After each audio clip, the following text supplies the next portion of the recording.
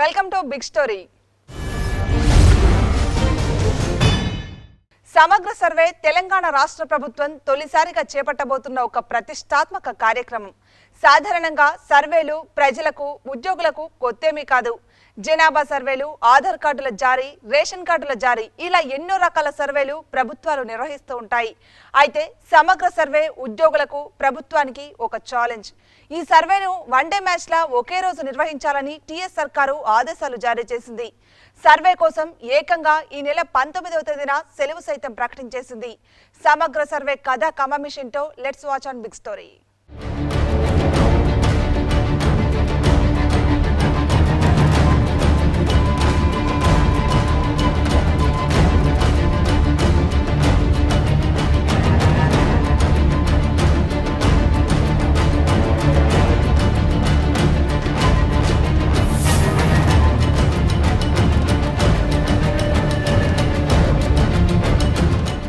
అసలు సమగ్ర సర్వేతో ఎవరికి లాభం? దీనివల్ల ప్రజలకు, ప్రభుత్వానికి ఒనగూరే ప్రయోజనం ఏంటి? సాధారణంగా కేంద్ర ప్రభుత్వం సర్వేలను చేపడుతుంది. దానికోసం ఎలాంటి చర్యలను తీసుకుంటుంది? ఎంత సమయం పడుతుంది? సమగ్ర సర్వే చేపట్టడానికి వెనుక గల కారణాలేంటి?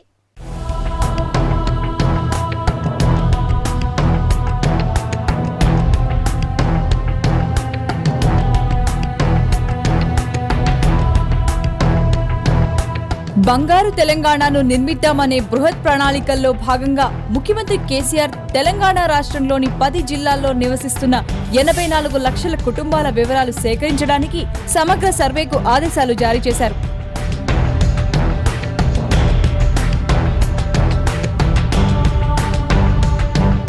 సర్వే చేయడం అనే అంశంపై ఎవరికీ ఎలాంటి అభ్యంతరం లేదు. వాస్తవానికి ప్రజాధనం దుర్వినియోగం అరికట్టేందుకు సర్వే అనేది తప్పనిసరి. తెలంగాణలో 84 లక్షల కుటుంబాల వివరాలు ప్రభుత్వం దగ్గర ఉంటే ఎవరికి ఏం సహాయం చేయాలి అనే అంశం బోధపడుతుంది.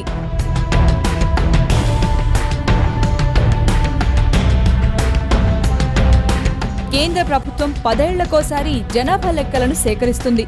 జనాభా లెక్కలు సేకరించడానికి ఏకంగా ఒక్క విభాగమే ప్రత్యేకంగా ఉంటుంది. వీరు ఆయా రాష్ట్రాల్లో విద్యాశాఖ ఉద్యోగులను, ఇతర ప్రభుత్వ శాఖల వారి సహాయంతో ఇంటింటికి వెళ్లి సమగ్ర సర్వేను నిర్వహిస్తారు. 2 విడతలుగా సేకరించే పని దాదాపు 6 నెలలు కొనసాగుతుంది.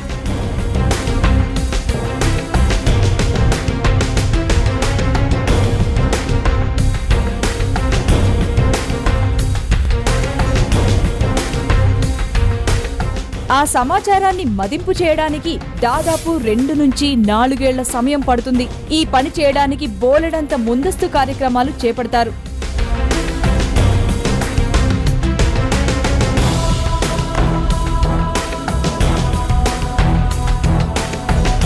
ఇప్పుడు రాష్ట్ర ప్రభుత్వం తలపెట్టినది దాదాపు ఇంత సమగ్రమైన కార్యక్రమమే, సాహసవంతమైన పని కూడా.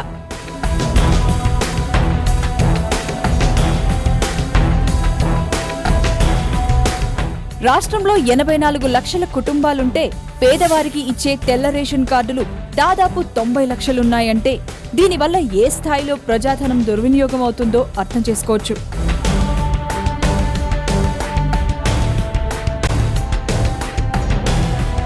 ఈ సర్వే ద్వారా బోగస్ రేషన్ కార్డులు ఏరివేయడం సులభమవుతుంది. అర్హులైన పేద వృద్ధులందరికీ వృద్ధాప్య పింఛన్ ఇచ్చేందుకు మార్గం సుగమమవుతుంది. అలాగే విద్యార్థులకు ఫీజు రియంబర్స్మెంట్ పథకం సరిగ్గా అమలు చేసే అవకాశం కూడా ఉంది. ఇలా ప్రభుత్వం అర్హులైన వారికే అవసరమైన సహాయం అందించేందుకు పకడ్బందీ విధానం రూపొందించడానికి ఈ సర్వే ఉపయోగపడుతుంది.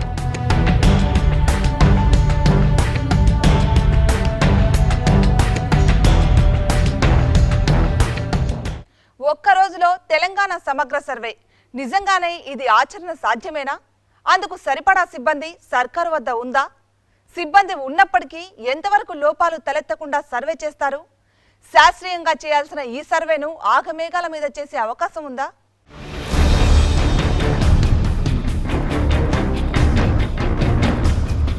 ఈ నెల 19వ తేదీన సర్వే మొదలుపెట్టి అదే రోజున దానిని పూర్తి చేస్తామని ప్రభుత్వం ప్రకటించింది. అంటే రాష్ట్రంలోని దాదాపు 10 జిల్లాలు, 500 మండలాల్లోని ఇంచుమించు 11,000 గ్రామాలను అధికారులు ఆ రోజే సందర్శించి సమాచారాన్ని సేకరిస్తారు. ఉద్దేశ్యం బాగానే ఉంది. కానీ ఆచరణ సాధ్యమవుతుందా అన్నది సందేహం.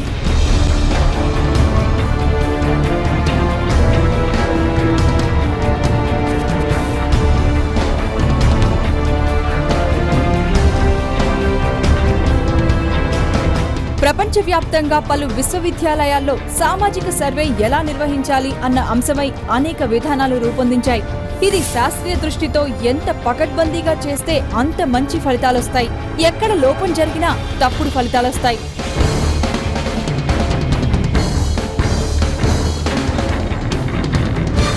ఇప్పుడు రాష్ట్ర ప్రభుత్వం రూపొందించిన ప్రశ్నాపత్రంలో కుటుంబ సభ్యుల పేర్లు, పుట్టిన తేదీ వివరాలతో పాటు ఆస్తిపాస్తులు, ఆర్థిక స్తోమత, కుటుంబ సభ్యుల వైవాహిక స్థితి తదితర వివరాలకు సంబంధించిన 9 అంశాలపై ప్రశ్నలుండే అవకాశముంది.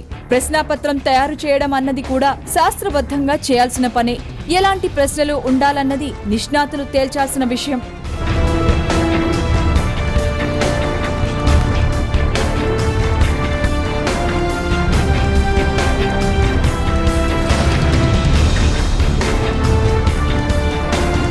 ఏ ప్రశ్నను ముందు అడగాలి, ఏ ప్రశ్నను తర్వాత అడగాలి అన్నది వారే నిర్ణయిస్తారు. ప్రశ్నాపత్రంలో బ్యాంక్ పాస్బుక్ నెంబర్తో పాటు పట్టాదారు పాస్ పుస్తకం వివరాలు కూడా అందించాల్సి ఉంటుంది. ఇన్ని వివరాలను అధికారి అడిగి ప్రశ్నాపత్రంలో నింపడానికి వేగంగా చేస్తే కనీసం 30 నుంచి 45 నిమిషాలు పడుతుంది.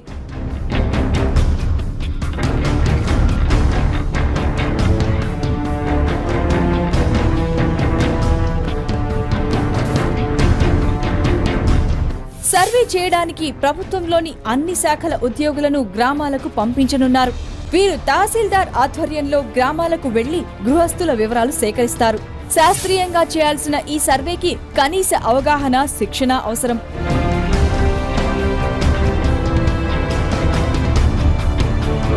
దీనికి తోడు సేకరించిన సమాచారాన్ని పట్టికలో పొందుపరచడం లేదా విశ్లేషణ చేయడం కూడా శాస్త్రబద్ధంగా చేయాల్సిన పని. ఏది ఏమైనా ఇది ఆగమేఘాల మీద చేయాల్సిన పని కాదు.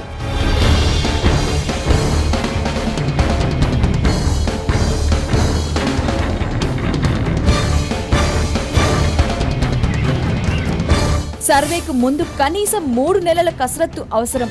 ఎంత వేగంగా చేసినా 84 లక్షల కుటుంబాలను కలిసి సమాచారం సేకరించడానికి కనీసం 2 వారాల సమయం పడుతుంది. సేకరించిన సమాచారాన్ని మదింపు వేయడానికి కనీసం 2 నెలలు కావాలి.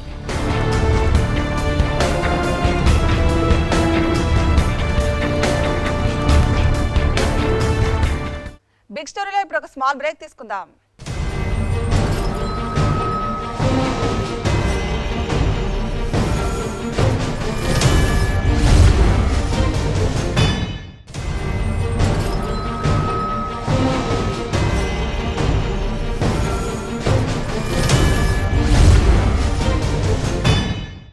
Welcome back to big story.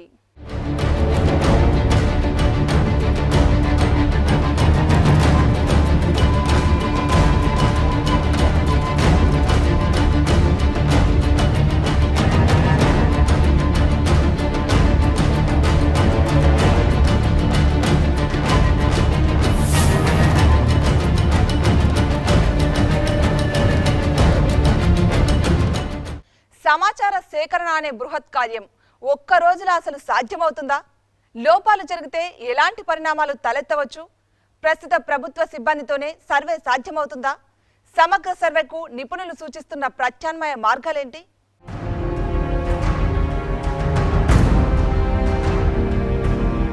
ఈ సర్వే కార్యక్రమాన్ని మొత్తం రెవెన్యూ శాఖ అధికారులు నిర్వహిస్తున్నారు. రాష్ట్ర విభజనతో సిబ్బంది తగ్గింది. ఏ తహసీల్దార్ కార్యాలయంలోనూ సరిపడా సిబ్బంది లేరు. ఉన్నవారిలో కొత్తవారు, రిటైర్మెంట్ కు దగ్గరగా ఉన్నవారు సరిగ్గా పనే చేయలేరు. ప్రతిరోజు రెవెన్యూ వ్యవహారాల్లో మునిగి తేలే వారిలో సర్వే పని చేయగలిగిన వారు కొద్దిమందే.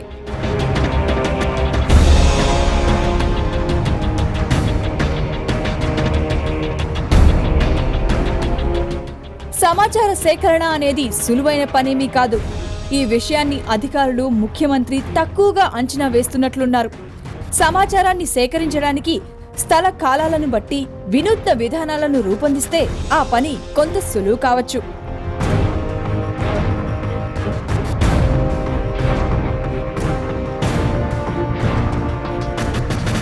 కేంద్ర ప్రభుత్వం వేల కోట్ల రూపాయల ఖర్చుతో ప్రతిష్టాత్మకంగా 5 ఏళ్ల క్రితం ప్రారంభించిన ఆధార్ ప్రాజెక్టు ఇప్పటికీ ఇంకా పూర్తి కాలేదు. మొదట అనుకున్న దానికి భిన్నంగా రాను రాను ఆధార్ వివరాలను సరళీకరించారు. అయినా అది ఇంకా కొనసాగుతూనే ఉంది.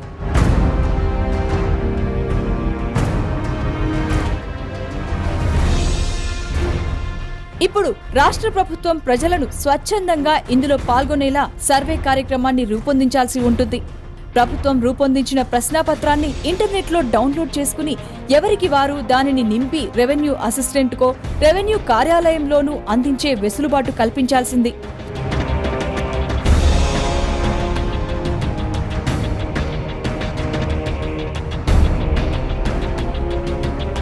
పార్టీల కార్యకర్తలను, స్వచ్ఛంద సంఘాల వారిని, ఔత్సాహికులను, విశ్వవిద్యాలయాల్లోని రీసెర్చ్ స్కాలర్స్ ను ఈ పనిలో పెద్ద ఎత్తున పాలు పంచుకునేలా పిలుపిచ్చినా బాగుండేది.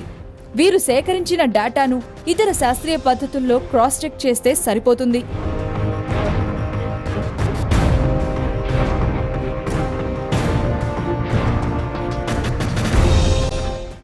సమగ్ర సర్వే సందర్భంగా ఎదురయ్యే సవాళ్లేంటి? సర్వే నిర్వహించడంలో సుశిక్షితులైన నిపుణులకే ఎన్నో సవాళ్లు ఎదురవుతాయి. మరి సాధారణ ప్రభుత్వ సిబ్బందితో సమగ్ర సర్వే సాధ్యమేనా?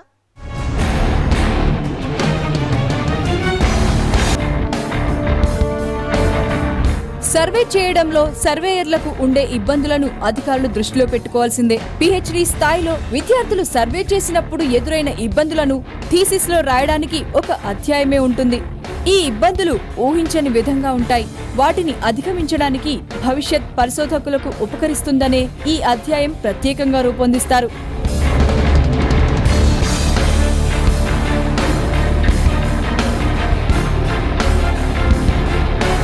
అధికారి గ్రామానికి వెళ్లినప్పుడు ఇంట్లో యజమాని ఇంట్లో ఉండకపోతే, ఇంట్లో శుభకార్యాలు జరుగుతున్నా, ఇంటిల్లిపాది పొరుగుళ్లకు వెళ్లినా, పనుల కోసం పొలంలోకి వెళ్లినా, ఆస్పత్రికి వెళ్లినా, అతే ఇల్లు మారినా, మారుతున్న క్రమంలో ఉన్నా ఆ అధికారికి సమాచారం దొరికే అవకాశం లేదు. ఇలాంటి అనేక పరిమితుల మధ్య సమాచారం సేకరించాల్సి ఉంటుంది.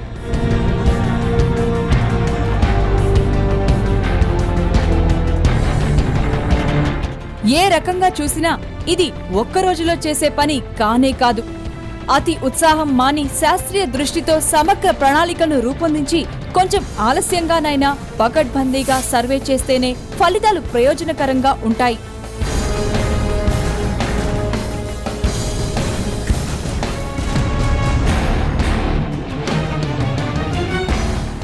స్వాతంత్రం వచ్చి ఇన్నేళ్లవుతున్నా ఇంకా సంచార జీవితాన్నే గడుపుతున్న జాతులు ఎన్నో ఉన్నాయి.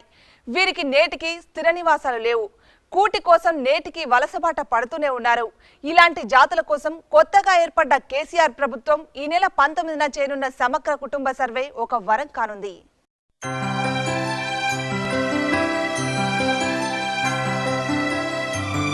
స్వాతంత్రం సిద్ధించి 67 ఏళ్లవుతున్నా సంచార జాతులపై నేటికి నేరస్తులనే ముద్ర తొలగిపోలేదు. భారతీయ సమాజంలో కుల వ్యవస్థ మిగిల్చిన చేదు ఫలితాల్లో అత్యంత హేయమైన విషయమిది.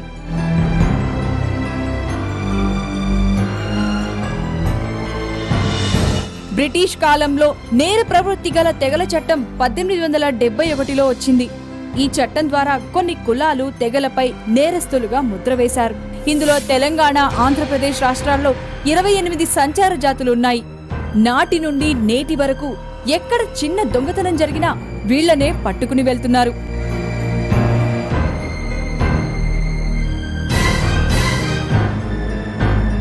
స్వాతంత్రానికి ముందు నుండి పలువురు సంఘ సంస్కర్తల కృషి వల్ల స్వాతంత్రం వచ్చాక 1952లో 1871 నేరస్థ జాతుల చట్టాన్ని రద్దు చేశారు. ఏళ్లు గడుస్తూనే ఉన్నాయి. వివిధ చట్టాలు, కమిటీలు వచ్చిపోయాయి. సంచార జాతుల సామాజిక, ఆర్థిక స్థితిగతులను అధ్యయనం చేశాయి.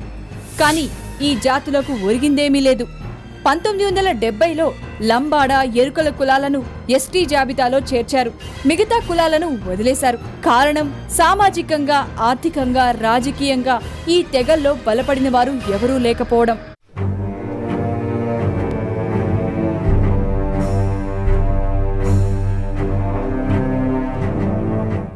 ఆర్థికంగా రాజకీయంగా అట్టడుగున ఉన్న ఈ జాతులను సంస్కరించాల్సిన బాధ్యత ఇప్పుడు కొత్త రాష్ట్రంలో కొత్తగా ఏర్పడ్డ టీఆర్ఎస్ ప్రభుత్వంపై ఉంది. ఈ రాష్ట్రంలో కడు దుర్భరమైన జీవితాన్ని గడుపుతున్నది సంచార జాతులే. నేటికి వీరికి స్థిర నివాసాలు లేవు. ఓటు హక్కు కూడా లేనివారు ఉన్నారు. వీరికి ప్రభుత్వ ఫలాలు అందవు. అసలు ఎంత జనాభా ఉందో కూడా తెలియని పరిస్థితి. వీరికి అక్షరాస్యత లేదు. కడుపు నింపుకునేందుకు జీవనం కోసం సంచారం చేయడం వలన వీరు చదువుకోలేకపోయారు. ప్రభుత్వాలు కూడా వీరిని పట్టించుకున్న దాఖలాలు లేవు. ముఖ్యంగా సంచార జాతులకు అక్షరాస్యత లేకపోవడం వలన సర్వేపై అంత అవగాహన ఉండదు.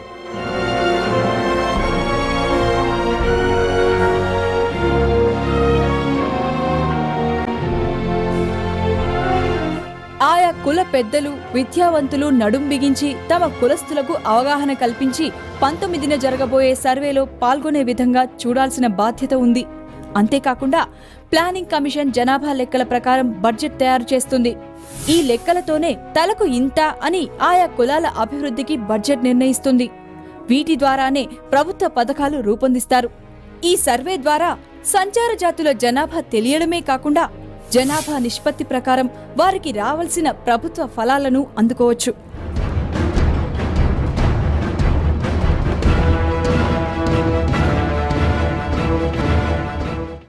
ఎన్ని సవాళ్లు ఎదురైనా సమగ్ర సర్వే అనే బృహత్ కార్యం నిర్వహించాల్సిన అవసరం ఎంతైనా ఉంది. కేవలం మొండితనంతో ఈ సర్వేను నిర్వహించకుండా మరింత పారదర్శకంగా శాస్త్రీయంగా నిర్వహించాల్సిన అవసరం ఉంది. సమగ్ర సర్వేకు ఒక సమగ్ర ప్రణాళిక అవసరం. లేని పక్షంలో సర్వే గురితప్పిన బాణంలా అయ్యే ప్రమాదం ఉంది. సర్వేలు ఎన్ని చేసినప్పటికీ వాటి లక్ష్యం కేవలం సమగ్రాభివృద్ధి ప్రణాళిక రచన కావాలి. సర్వేల ద్వారా ప్రజాధనం దుర్వినియోగం కాకుండా అట్టడుగు స్థాయి ప్రజల వరకు అభివృద్ధి ఫలాలు చేరినప్పుడే సర్వే జన సుఖినో భవంతుగా మారుతుంది.